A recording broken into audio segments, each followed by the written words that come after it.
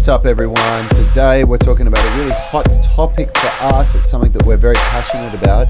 It is movement goals versus aesthetic goals, and it's something that we believe very strongly in. We believe that aesthetic goals are good to get you started, but movement goals are what you need to create real success. Hey everyone, in case we haven't met, my name's Rad Burmeister. I'm one of the co-founders of Unity Gym and the Unified Movement System. I'm joined by my brother Yanni today and Richard behind the mic. We're the owners of Unity Gym and the founders here, and also by Phil White, our resident physiotherapist. The sparkling Phil White. Sparkling Phil White. Yeah, Yanni had to get something in there, didn't he? Nice. If you guys want to know how we turn driven people into strong, flexible, and fit athletes, then grab one of our free blueprints. The strength blueprint, the flexibility blueprint, or the nutrition blueprint. You can grab them by clicking the link in the description of this YouTube video if you're watching it there, or if you're listening to the podcast, you can go to the comments and get them there. How are you today, boys? I'm good, mate. I think Rad should just keep going. I think we're needed. Crack out the popcorn. There we go. Crack out the popcorn. Yanni's back in Bonoville with God. the orange sunglasses. I had my eye is still terrible, and I spent an entire day in hospital yesterday. Yep. Getting poked and prodded and seeing different people and getting told the same thing over and over again. God bless the healthcare system. Yeah, good times. Yanni's had a recurring issue with his eye after his son dived into him and scratched his eyeball with his fingernail. So if anybody wants to know why Yanni was in hospital, that's why. If you're on the podcast, you want to see Yanni wearing some fresh looking glasses, jump on the live stream. Yep, go to the UMS Movement Mastermind where you can see Yanni in pain in real life. How are you, Richie? I'm good. Yeah. Can't complain. So today's show, the topic, the reason why we're doing this is because it's off the back end of yesterday's show, which was I was talking about one of the most common things that statements that get made to us by female gym members that Yanni and I and Richard have had, and Phil, I don't know if you've had it as well in your career. I don't want to build muscle. I just want to tone my body. And I went into talking about what's behind that statement, why we don't like it, and talked about sarcopenia and sarcobesity, things that happen to people as they age, which for a lot of people you're probably thinking, that's not me. I'm only in my 30s or 40s. But today we want to, off the back end of that, we want to talk about movement goals versus aesthetic goals, because we are well aware and we believe that aesthetic goals are a really good reason to get started. It is a primal instinct within people that they want to look good. You know, we all feel that, and it is a really good reason to get people off their butts, off the couch, into the gym. But what we've found over 17 years of being personal trainers is that it isn't strong enough to keep people motivated long term, and that's why we like to have movement goals. Well, it's finite, right? Yeah. It eventually expires. That's right. Whether you're successful or not, there's an expiry date on that goal. Yeah, and that usually happens. Like people, at best case scenario is that people achieve their aesthetic goals, and let's say they lose 20 pounds and tone their bodies. I'm doing the little tone here for the people that are on the podcast.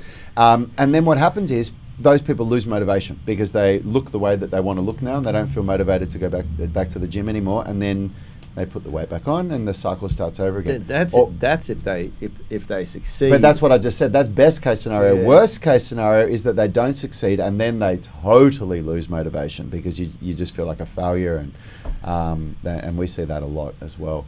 So the most common certainly is that there are so many variables in a really, really chiseled, lean, athletic-looking physique that need to fall into place prior to you getting anywhere near that goal. If you're coming from a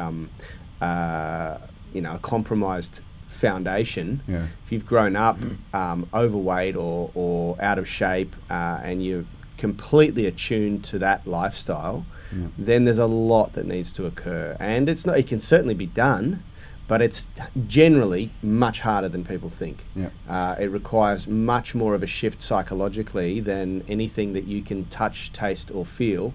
And people aren't prepared for that, and they don't, and they're not coached through that properly. You know, and so what we've found is that you can kind of like there's a loophole. I think it's if there's ever a good time to use the word hack, I reckon the time is now. Wow. No.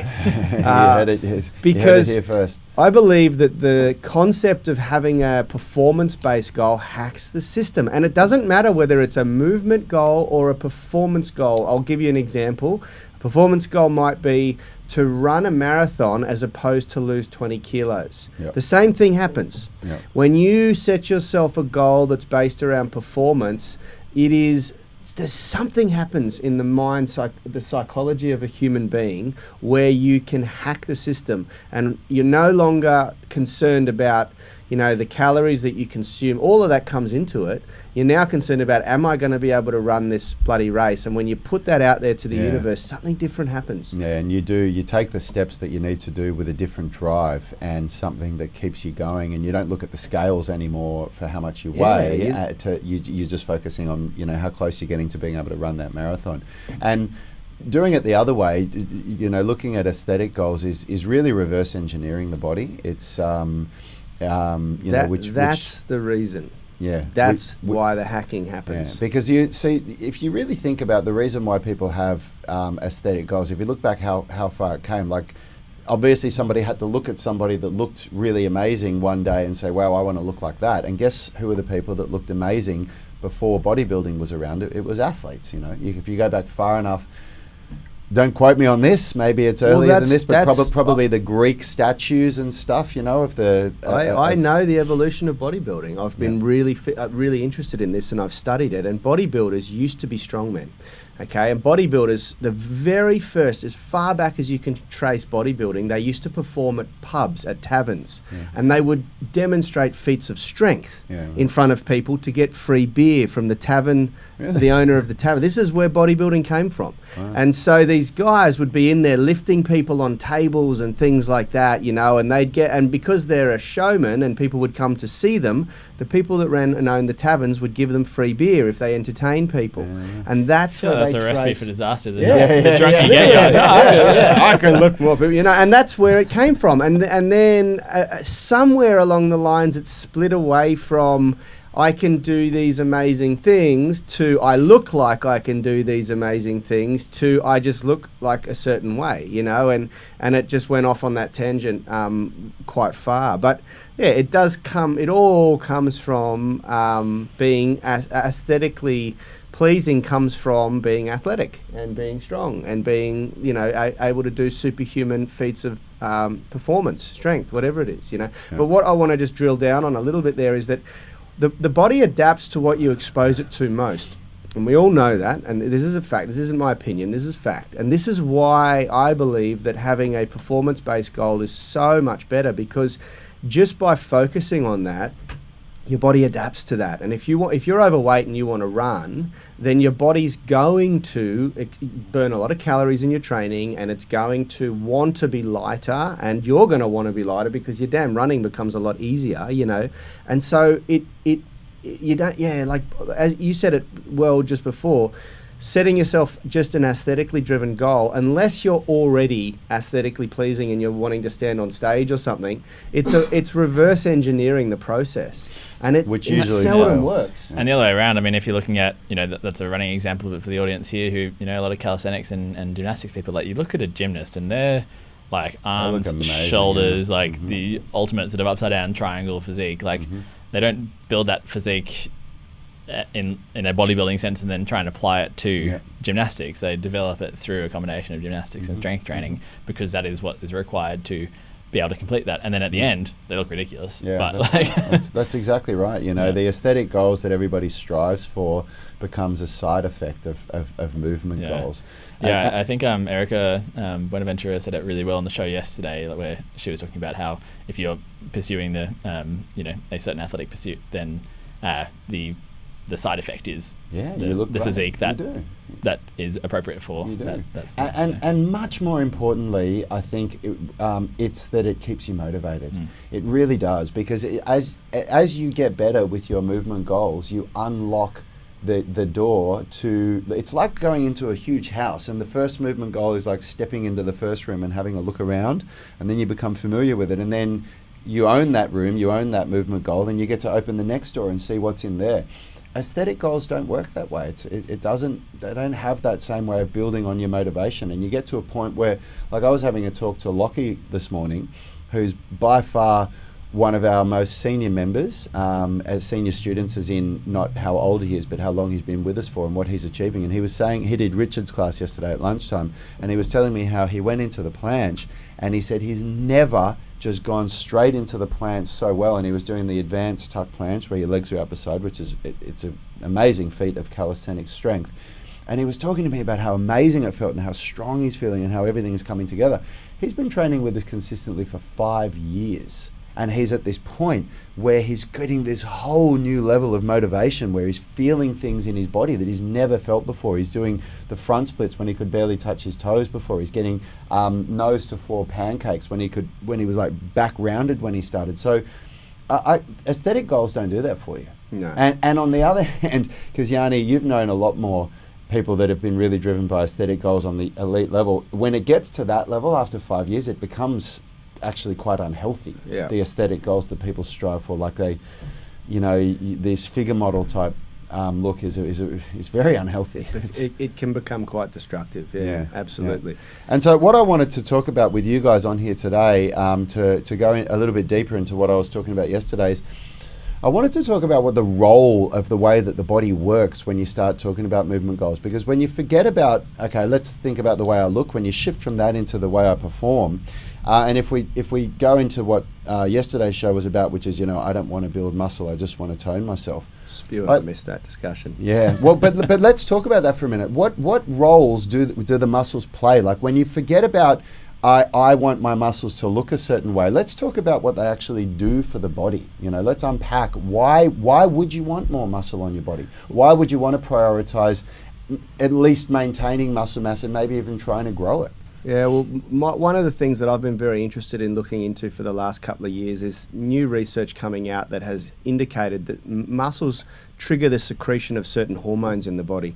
They're not just considered something that contracts and moves a joint anymore. It's being identified that, hang on, when we stimulate muscle, it also stimulates the secretion of hormones that generally help to fight aging, that help to make you feel more vital and energetic, that help to counteract depression, all of these different things that are really, really critical to someone feeling good, just generally feeling good, So I've heard you say muscles are like the fountain of youth. Well, yeah, they are. They're, the publication that I read a couple of years ago, and I can't quote the name of it because I'm just not that bloody intellectual and I can't remember those things. But it was a really, really interesting study where they're now sort of suggesting that muscles, like the pancreas and different secretory organs, are a secretory organ. They trigger growth hormones and testosterone and all sorts of things in the body that are really, really important for one's vitality, sex drive, libido, things like that, So if you go above all the aesthetics and you go even above what I'm sure Phil will talk about around, physical capability and stability and joint integrity and things like that, they're also really, really important for how we feel. How we present it, how we turn up every day, our energy levels, all that sort of thing, Yeah, I mean, I think looking at the total extreme is a good place to start because as a physiotherapist, you do in your study a lot of work in hospitals, and so that's in a neurological kind of sense, so people with spinal cord injuries, and then also a lot of kind of aged care stuff. So it was really apparent, having done some work in the intensive care unit and seeing some motor vehicle accident, especially motorbike accident, people who had a spinal cord dissection at quite a high level, where basically they had zero ability to use their muscles. And so, everyone's kind of like pretty aware of seeing people in a wheelchair who can no longer use their legs and potentially, can't use their arms, which is like an absolutely horrifying thing to think about. But what got really my eyes open to when doing this neurological rehab was like, it affects so much more than that. It also affects like the core sort of postural muscles, and then it got to the point with one of the patients where basically the diaphragm was partially affected. So even breathing, which is is driven by like the diaphragm, which is a big muscle in just underneath your rib cage, but breathing's also driven by some of your shoulder muscles. So you could see with this guy, we had to like basically like cough for him, breathe for him by pushing on his chest and stomach, and so seeing not only like moving around, getting up and walking around and using his hands is problematic, but basically like breathing. So when you see that far end of extreme of when you don't have muscles and the body is not doing a lot.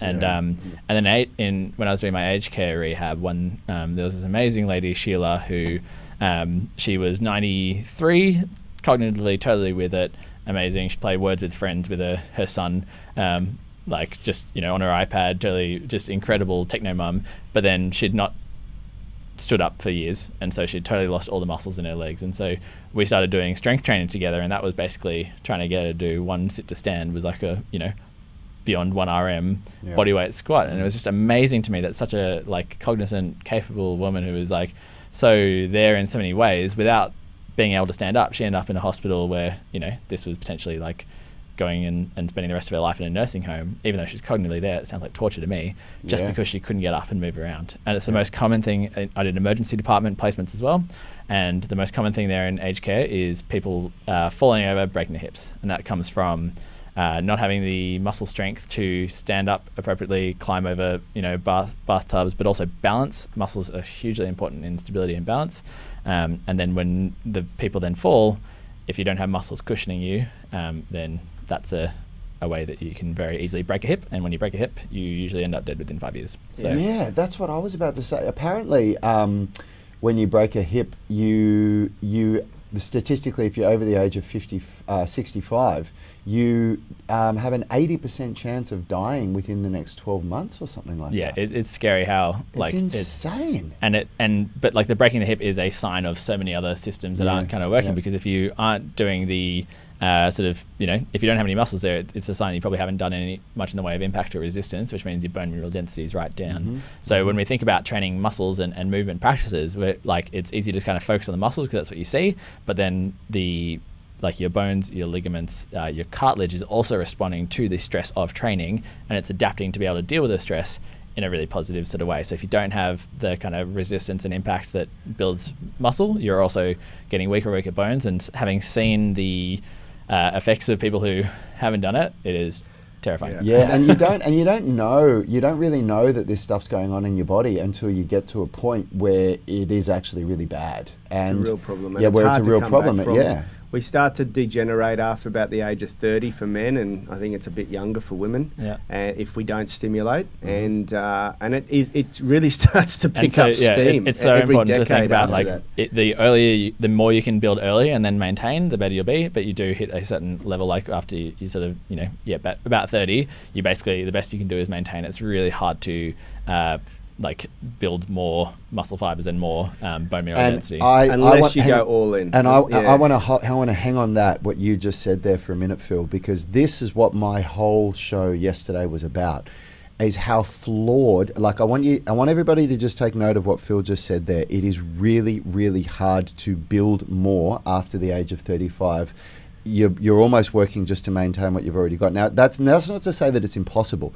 But so if you're over the age of 35 and if you're coming into the gym with the attitude of, I don't want to build muscle, I just want to tone, man, you are not understanding what's going on in your body. You do want to build muscle. You want to work your butt off to build muscle. And if you are lucky, if you're a 60 kilogram or whatever that is, 130, 140 pound woman, then you are going to be and you're over the age of 35, you are going to be very lucky if you can build 2 or 3 kilos of muscle. You're not going to build 5 or 10 kilos of muscle. That's a really important point. But I think the more important point, because I know that we have a lot of people in the health and fitness space who listen to the podcast and who are in the Movement Mastermind group. So I want to just rewind for a moment and go over what Phil spoke about there.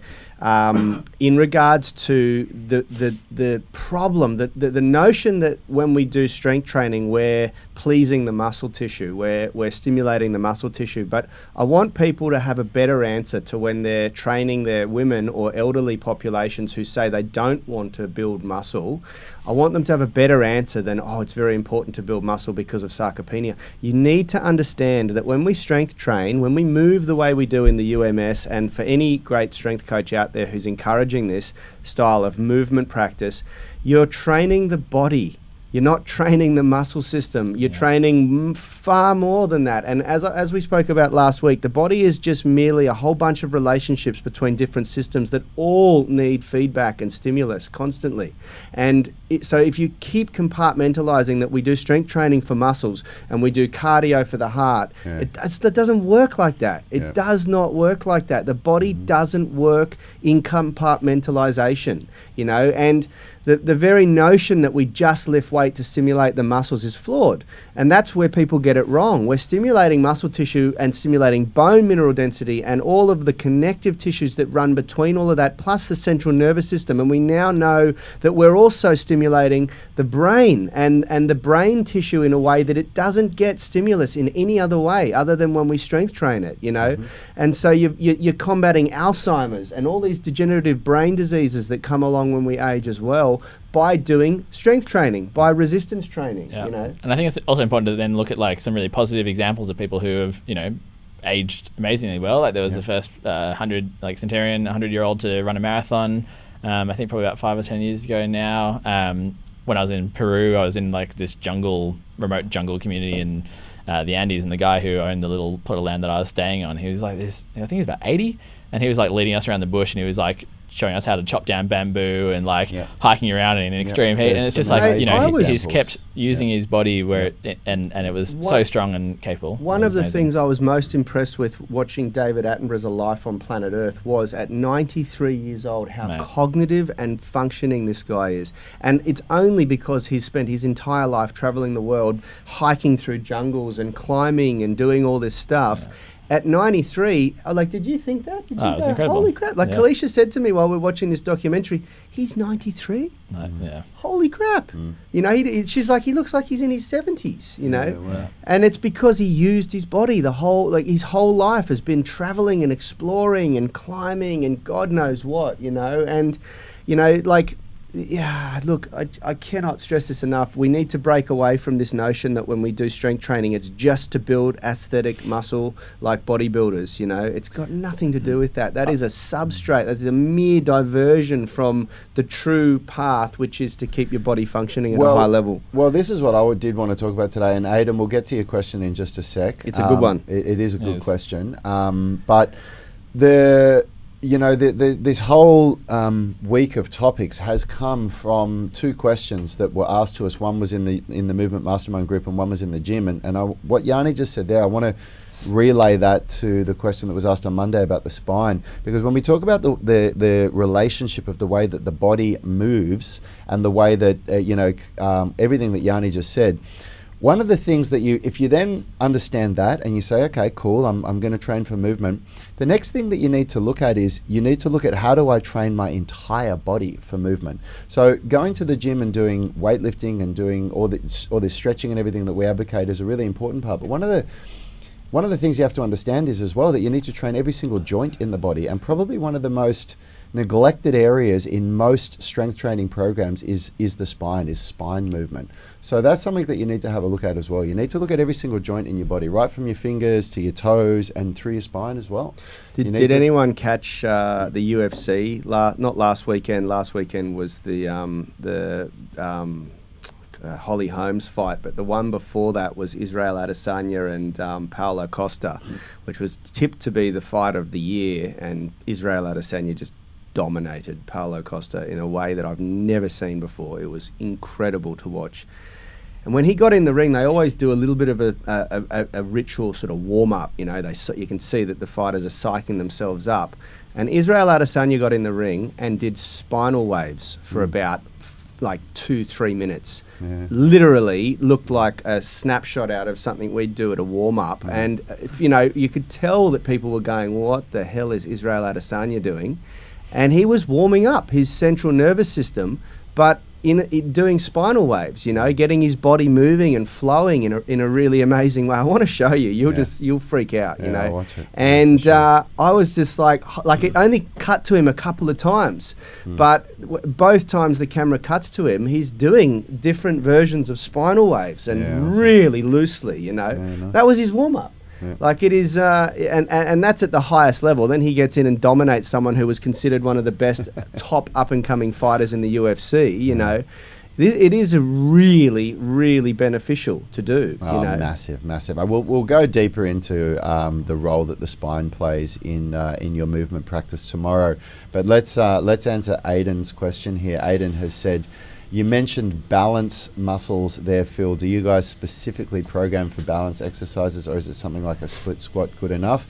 You see a lot of people on Insta doing squats on Bosu balls, exercise balls and crazy stuff. Does that have its place, or is that just for showing off? I'm going to give my 2 cents and then I'll let Phil run with this. Let us do our 2 cents first and then let Phil finish off. There's been a lot of fads in the fitness industry in the 17 years that Yanni and I have been in the industry, and all these split squats and Swiss ball squats and everything was something that came in at least became popularized in the way that we were seeing them about 15 years ago or so, and there was a time where a lot of trainers were doing them with people, and the research just showed that they didn't stack up against the basic primary strength movements that we use in the UMS. And balance itself is a really interesting thing. Like, balance is not universal. You can't have universal balance. You'll have good balance in the areas of balance that you practice. So you might be really good at doing a tightrope, but if you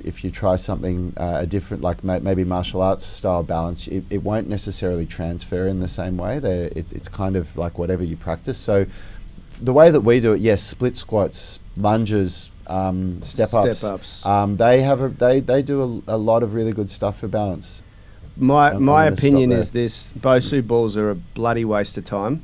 Anti-stability training is useful in real rehabilitation purposes, where you need to regress someone that far and get them doing something very gentle. But balance is very easy to train. You just have to do a unilateral movement. You don't need to go beyond that. And I have very good balance, and most of the people I've trained have very good balance. And I've done very little of it on Bosu balls, and we've done almost nothing on Bosu balls.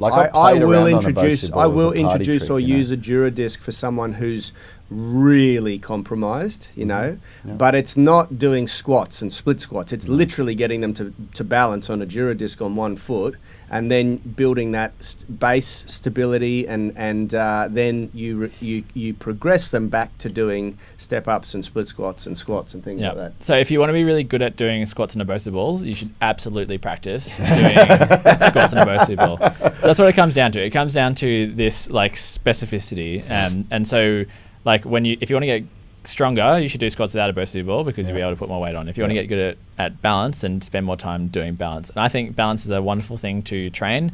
But just as Rad said, it is very much a specificity game. So, one thing with balance, people sort of don't always think about when they want to get better at balance, is it is a progressive overload thing as well, in both intensity and also challenge and stress. So if you do particularly want to get better at balance, then you should try and take those same principles that we teach for strength training and flexibility training to your balance.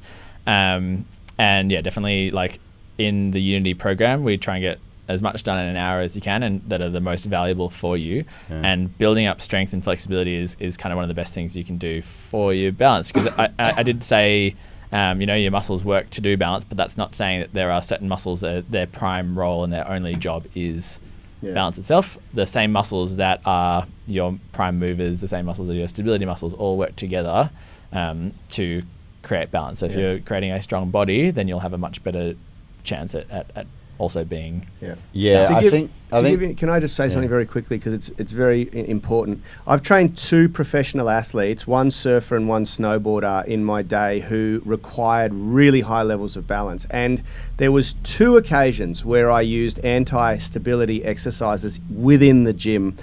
They were when the snowboarder couldn't get to the snow and the surfer couldn't get into the ocean to surf for a long period of time. And I was like, okay, well, if we're not surfing now 3 or 4 days a week and we're not snowboarding 3 or 4 days a week, then we'll do a little bit of balance training.